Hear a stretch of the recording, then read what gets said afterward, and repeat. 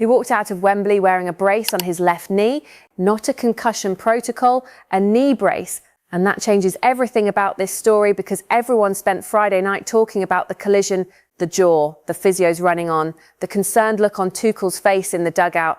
But nobody was paying attention to what happened after the match when Noni Madueke walked through the mixed zone at Wembley.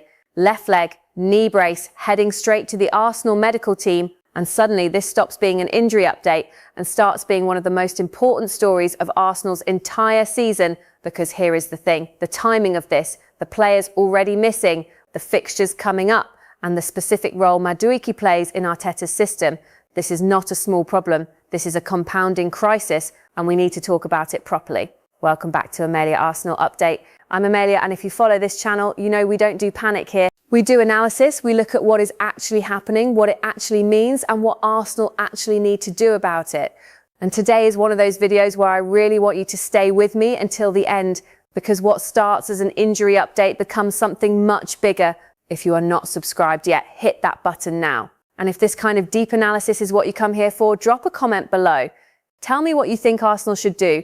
I read every single one. Right, let's get into it. Friday night, Wembley, England versus Uruguay. A friendly, a non-competitive match, one of those games that exists to give Thomas Tuchel a look at his options ahead of the World Cup. 38 minutes in, Noni Madueke cuts inside from the right. He is looking to shoot. Rodrigo Aguirre tracks back, gets the ball, but the follow-through catches Madueke badly. He goes down hard, he receives treatment, he actually tries to carry on, and that tells you something about the player. He is not looking for a way out. He wants to be on the pitch.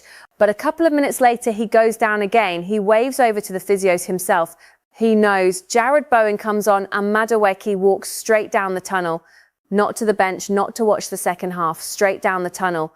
Now, at that moment, the immediate reaction was concussion. He was holding his jaw. He went off immediately. The tunnel exit looked dramatic. And concussion was the word that started circulating on social media almost instantly. But here is what happened after the game when Madueke walked through the mixed zone at Wembley. He was wearing a brace on his left knee, and that one image shifted this story completely because a concussion protocol is serious, but it is manageable. A structural knee concern is a different conversation entirely, and Arsenal are now sitting in that space waiting, hoping the scan results say something they can live with. So here is the real question. And this is what I want to spend most of this video on. If Noni Madueke misses the next 3 weeks, does Mikel Arteta have a genuine solution on the right flank? Or does this force Arsenal into a compromise that intelligent opponents will immediately see and immediately exploit? Because the answer to that question is not as comfortable as most people want it to be. And there is a second question underneath it. What does this mean for Bukayo Saka's workload in the single most important month of Arsenal's entire season? Hold that thought. We will come back to it because first I need you to understand the full picture, the full injury situation at Arsenal right now, because Madueke is not the only name on this list. And this is where the story gets serious. Let me walk you through what Arsenal's current injury situation actually looks like. As of this weekend, Mikel Merino out foot surgery following an injury in January against Manchester United. Season likely over for him.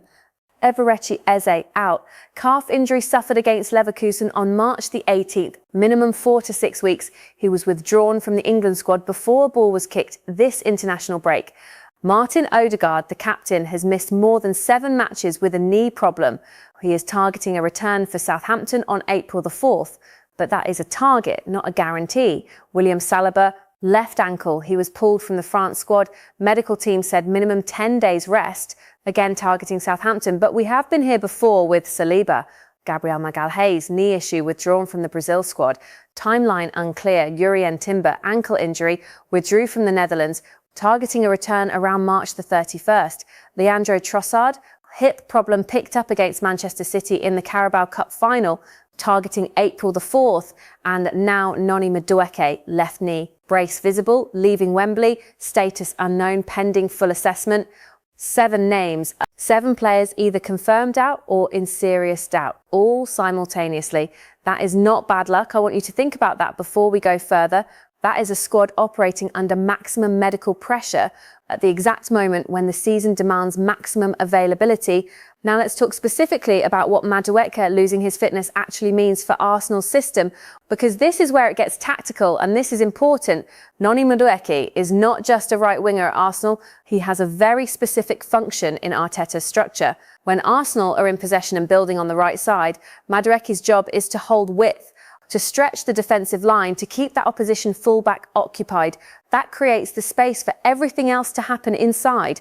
When Arsenal want to go direct, Madueke is the 1v1 threat, the player who can beat his man in a tight area, create something from nothing. That directness forces the opposition fullback to commit, and when he commits, that opens channels for Havertz, Gyökeres, Odegaard.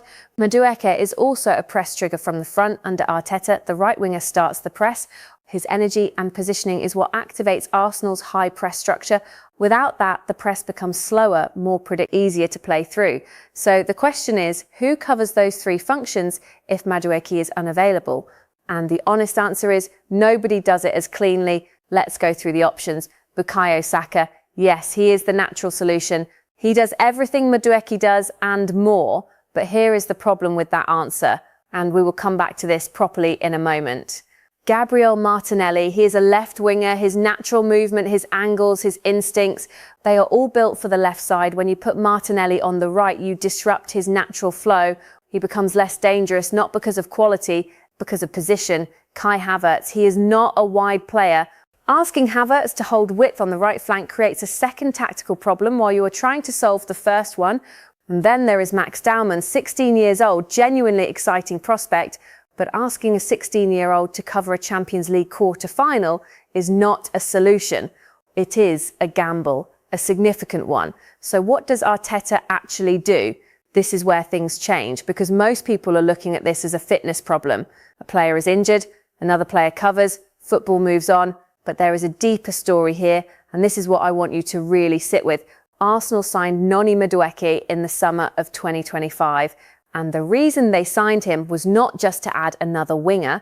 It was a very specific strategic decision. Arsenal had identified a structural vulnerability in their own game, one that had cost them in previous seasons. They were too dependent on Bukayo Saka. When Saka was brilliant, Arsenal were brilliant. When Saka was tired, Arsenal dropped. When Saka carried a knock, Arsenal lost their most dangerous outlet on the right. The entire right channel of Arteta's system lived or died on the fitness and form of one player.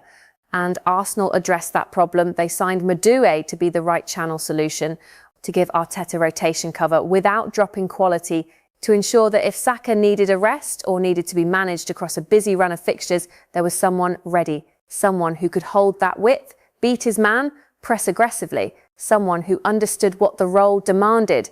Madueke was the answer to a problem Arsenal had spent seasons trying to solve. And now his injury does not just create a new problem, it resurrects the exact same problem that the signing was designed to eliminate. Think about that for a moment. Does anyone else feel like that is being seriously underreported? Because I think it should be the headline. Now let's bring in the sporting CP dimension, because this is where it gets really uncomfortable. Arsenal's first leg of the Champions League quarter-final is on April the 7th, away at Sporting CP in Lisbon at the Estadio João Alvalade. Now, Sporting CP know Arsenal better than almost any club in Europe right now, because Arsenal signed Victor Gyökeres from them this summer. Sporting studied Gyökeres for years. They built an attacking system around him. And when a club sells their most important player to a specific opponent, you can be absolutely certain they study that opponent deeply in return. Sporting will know Arteta's system. They will know how Arsenal build on the right. They will know what Saka looks for. They will know the overlapping patterns with the right fullback. And if Arsenal arrive in Lisbon without a credible dribbling threat on the right side other than Saka, Sporting's defensive structure adjusts immediately. Do not need to worry about Madueke. They concentrate their defensive energy on Saka. They make him the most tracked player on the pitch. And suddenly Arsenal's most dangerous attacking corridor becomes their most predictable one. That is not a minor tactical inconvenience. That is a genuine problem for a team trying to progress to a Champions League semi-final. And here is what most people miss. When one wide channel becomes predictable, it does not just affect that channel. It affects everything, because the space that Havertz and Gyökeres and Odegaard operate in depends on the opposition being honest defensively on both sides. If Sporting can concentrate their defensive block knowing the right side is limited, that space in the middle tightens, the pockets that Arsenal's number 10s love to exploit, they disappear, and Arsenal's attacking play becomes slower, more central, more predictable. One injury on one flank can change the entire shape of how a match flows. That is the tactical reality of Madueke's situation. Let me give you my honest opinion here. Two things need to be said directly. First, Noni Madueke should not have been selected for this international camp. He played the Carabao Cup final 3 weeks ago. He played with a cast on his left wrist. He was carrying a pre-existing injury into that match. And 5 days before Arsenal's biggest club fixture of the season, he was playing in a non-competitive international friendly, and he picked up a new knee injury. Now, I understand the international system. I understand what these matches mean for Tuchel's World Cup planning. I understand that players want to represent their country. But when a club is preparing for a Champions League quarter-final and a player is already managing a physical issue, the risk-reward calculation for that international call-up does not add up. This is a conversation that English football does not want to have, but it is the right conversation. Second, Arsenal's squad depth on the right flank is structurally insufficient for a multi-front campaign. That is a fact. Andrea Berta came in as sporting director this summer. The recruitment was genuinely strong. Zubamendi, Gyökeres, Eze, Madueke, Norgard. These were serious additions, but there is no third credible right-wing option in this squad. There is Saka, there is Madueke, and beyond that, there is improvisation. For a club trying to win the Premier League and reach a Champions League semi-final simultaneously, that is not deep enough. And this injury has exposed that, not in a panic, not in a dramatic way, just analytically. Clearly, let me zoom out for a moment because this is important.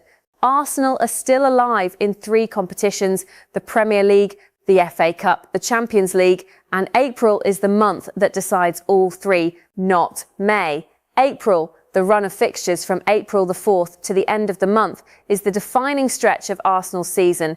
And right now, they are heading into that stretch with Mourinho almost certainly done for the year. Eze 4 to 6 weeks out, Odegaard returning from a knee problem, Saliba returning from an ankle problem, Gabriel uncertain, Madueke unknown. The question I keep coming back to is this: Arsenal's ceiling is extremely high when they are close to full strength. Everyone can see that, but a title-winning squad and a title-contending squad are 2 different things. And the difference is usually depth, the ability to maintain performance levels across a congested run of matches. Without that depth on the right flank, without genuine rotation cover, Arteta faces a decision he should not have to make. Does he protect Saka across the next 3 fixtures and accept reduced right flank output? Or does he play Saka in every single match? Southampton on April the 4th, Sporting away on April the 7th, Bournemouth on April the 11th, and roll the dice on whether Saka gets through all of that physically. Because if Saka picks up an injury in that run, we are having a very different conversation, and it is a much more serious one. So what actually happens next? Here is how I see the next 2 to 3 weeks playing out in the next 48 hours. Arsenal's medical team will assess Madueke fully. He will have a scan, and the results of that scan determines everything. So let me walk you through the realistic scenarios. Scenario 1, the scan shows no structural damage, minor soft tissue impact. Madueke returns to training early next week. He is available for Southampton on April the 4th. Arsenal's attacking options are restored. Arteta can rotate sensibly across the 3 fixtures. This is the best case, and it is still genuinely possible. Scenario 2, there is minor structural damage, a small ligament concern. Madueke misses Southampton, but is back for Sporting CP on April the 7th. Arteta then faces a dilemma. Does he prioritise the Champions League and rotate the FA Cup quarter-final? Or does he play his strongest available team in both? That is a tough call, and it tells you a lot about where Arsenal's priorities sit this season. Scenario 3, there is significant damage. We are talking a minimum 3 to 4 weeks out. That rules Madueke out of Southampton, out of Sporting CP, possibly out of Bournemouth. And suddenly Arsenal's April is navigated almost entirely without a natural right winger. That is the scenario that changes the shape of the season. Scenario 4. And I will be honest, nobody wants to say this out loud, but it needs to be said. If the scan shows serious structural damage, we are potentially talking about a significant spell on the sidelines, something that could take us deep into May or beyond. That would be a severe blow, not just for Arsenal, but for Madueke personally. his World Cup hopes, his contract situation at the club, his development trajectory. Let's hope we are talking about scenario 1. But the knee brace leaving Wembley did not look like a precautionary measure, and that is the part that has me watching this situation very carefully. Here is where I land on all of this. Madueke's injury is not just a fitness update. It is a stress test for this Arsenal squad, a real one, under real pressure, in a real time frame that cannot move. Southampton, Sporting CP, Bournemouth, 3 fixtures in 8 days, and Arsenal going into that run without full confidence in who plays on the right. That matters. It matters tactically, it matters strategically, and it will matter when the season is looked back on in May. But here is the thing. Every team that has won something important has gone through a moment like this, a moment where the squad is tested beyond what feels comfortable, where the manager has to make decisions with incomplete information, and where players who are not expecting to be needed suddenly become essential. How Arteta navigates the next 10 days will tell you a lot about whether this Arsenal side is genuinely ready to win something this season, or whether they still have another step to take. I know which one I think is closer to the truth. But I want to hear from you. What do you think happens next? Is Madueke back for Southampton, or is this more serious than the club will initially admit? Leave your honest prediction in the comments below. I genuinely want to know what you think, and I will be back as soon as there is an official update from Arsenal on the scan results. Make sure you are subscribed so you do not miss that. Until then, I'm Amelia. This is Amelia Arsenal Update. Stay informed, stay analytical, and we will talk again soon.